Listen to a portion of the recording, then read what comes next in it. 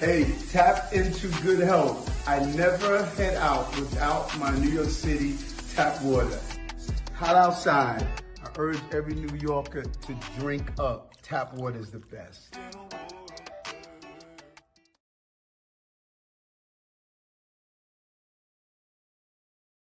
We begin with those concerns from people at a public housing complex in the East Village. They say they're worried their drinking water has been tainted with a potentially dangerous chemical. That's because tests show arsenic is in their tap. Painkillers, blood thinners, and chemotherapy drugs are just some of the substances that are found in your drinking water. Potentially dangerous herbicide is in the water for hundreds of local families. We've got people that can light their water on fire out of the tap. Turn on the tap and you can put the fire to it and make a flame.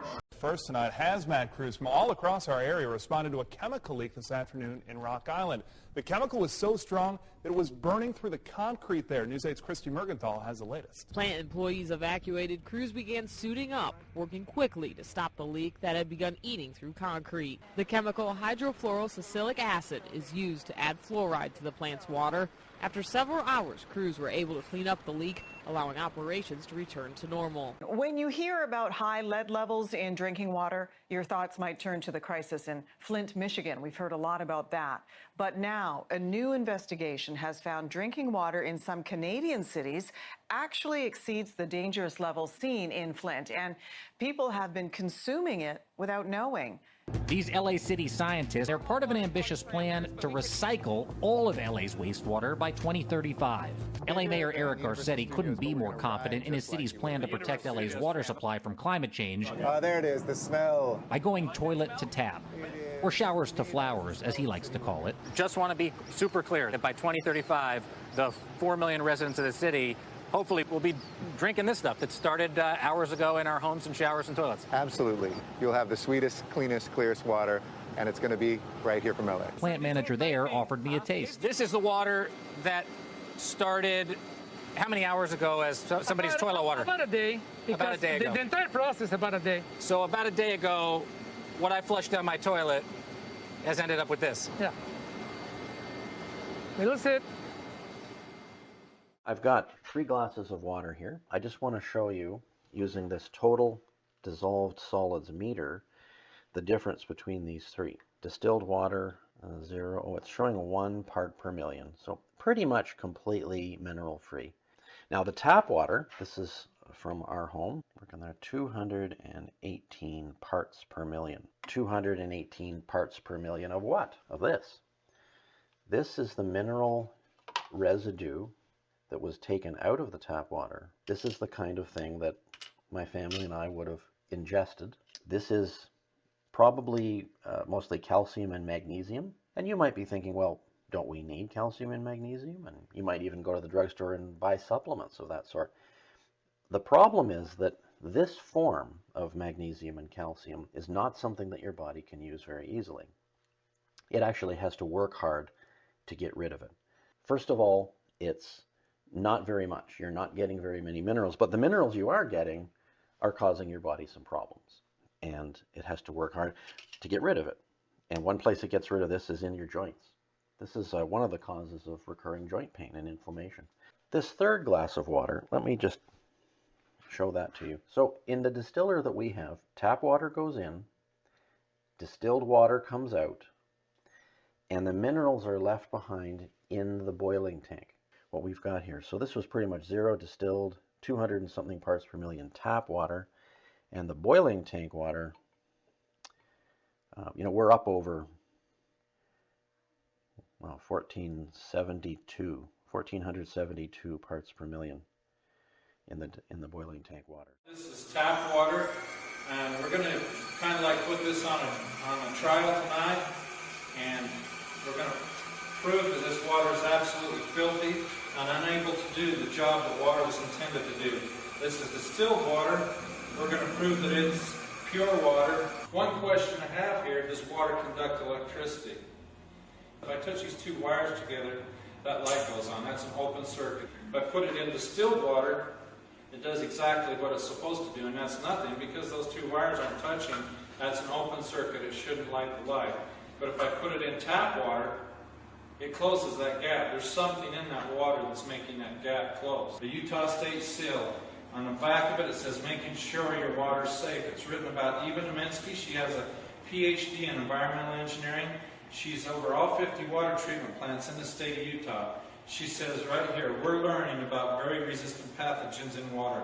They're very difficult to kill, so you need strong disinfectants. These chemicals may ultimately cause cancer over your lifetime. So the question becomes, would you rather have diarrhea today or cancer tomorrow? When our water leaves the water treatment plant, it goes through the pipe system. Sometimes these pipe systems are hundreds of miles long and hundreds of years old. It comes up into our tap, and we turn these taps on and drink out of our beautiful faucets and think nothing about the journey that that water was on. And it's a long, filthy journey.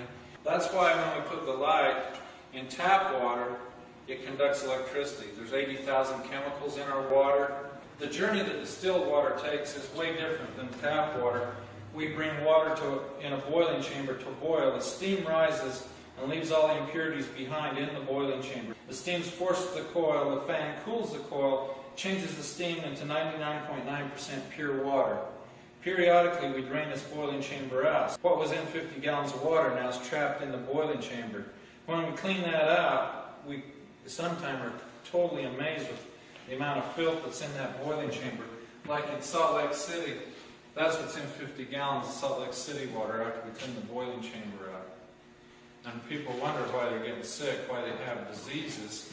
This is Ogden, Utah right here. That's 50 gallons of Ogden City water. Isn't that weird? How much filth is in tap water. You never would believe it unless you see it for yourself. Morgan, up where you work.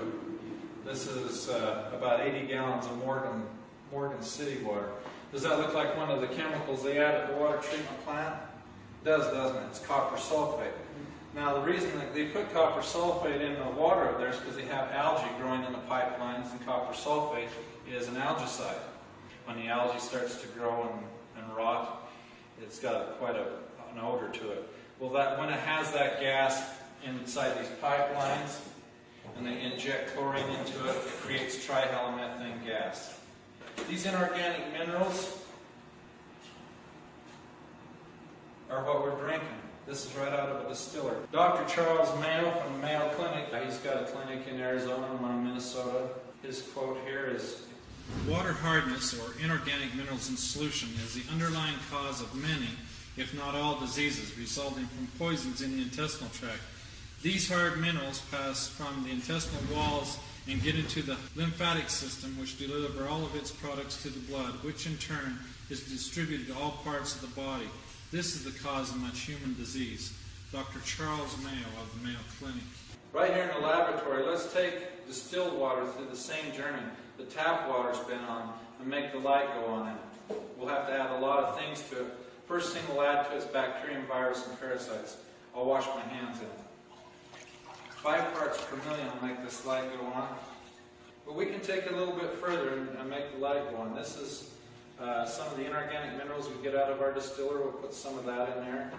We'll put some chemical from farms and factories in there. And we'll stir that around. What's that starting to look like now? Mountain Dew, right? That's what you're thinking. Now we'll take it to the water treatment plant where we'll add a little bit of technology to it. And we'll stir that around and we'll aerate it a little bit. Just add a little technology to the water. Right amount of chemicals, we can make that awful looking water look just like tap water. Isn't that cool? Now let's see if we made it tap water. Yep. Let's see what we've done here with the TDS meter. This TDS stands for total dissolved solids. That means anything that's totally dissolved in the water will show up with a TDS meter. Now Ron, I want you to read this for me and tell me what parts per million that says. 0. 0, 0, 0 parts per million. Now tap water, right from Ogden City here, let's see what that's saying. 296, 308 now. 308.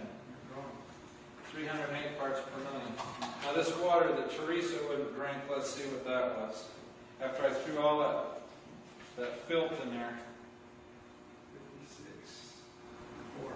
54. It's still, what, 6 times cleaner than tap water. Can you imagine how much filth is in tap water? If you could see where that tap water's been, all the carcasses of the animals, the dead insects, the inorganic minerals, the chemicals that's in this water, if you could see what was in that water that's making 296 parts per million, you'd never drink it. You'd never, ever drink it. And you shouldn't. How many cups of water are we supposed to drink today? 8 cups. This is 8 cups boiled down. That's what you're drinking into your body every single day. 8 cups of water. That's 8 cups. That's 1 day. This is 30 days. This is 365 days. And this is 10 years. How old are you? 45. You've run 4.5 of those through your body. Okay? You divide that out, every one of you. That's what your body has to deal with, drinking tap water. So there's nothing more important to us than our health, is there? We can have all the money we want. We can have all the time we want. We can squander all the money and time we want. If we squander our health, all our time and our money will be spent trying to get our health back. And water is very important. You're 71 trillion cells, and every day billions of them die. And the only thing that gets that out of our body, the only thing that carries the dead cells and spent minerals and vitamins out of our body is the water we drink.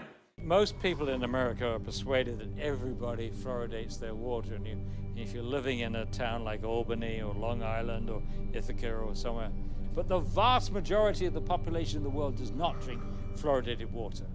Most of the countries do not fluoridate their water. Only about 30. 98% of Europe does not fluoridate. Only 8 countries in the world have more than 50% of their population drinking water. America, Australia, New Zealand, Ireland, Israel, Singapore, Malaysia, and Colombia. Only 8. Our CDC and the liars in Washington, D.C. have only had success in countries that speak English for the vast majority of the disposal of their hazardous waste product. That means that you and I and our children in the United States are the largest consumers of hydrofluosilicic acid. Call it what it is. Hydrofluosilicic acid, what is that? Hydro is water, fluo, fluoride, silicic, sand, and it's missing an electron. It's acidic. It'll kill you. You take your hand, dip it in like that, you're gonna die. The pineal gland is actually kind of located in the center of the brain, and it secretes 2 hormones, DMT and melatonin. Melatonin actually regulates your sleep cycles, and it's kind of like a feel-good hormone, which also helps regulate your puberty, and it helps regulate all your hormone structures inside your system.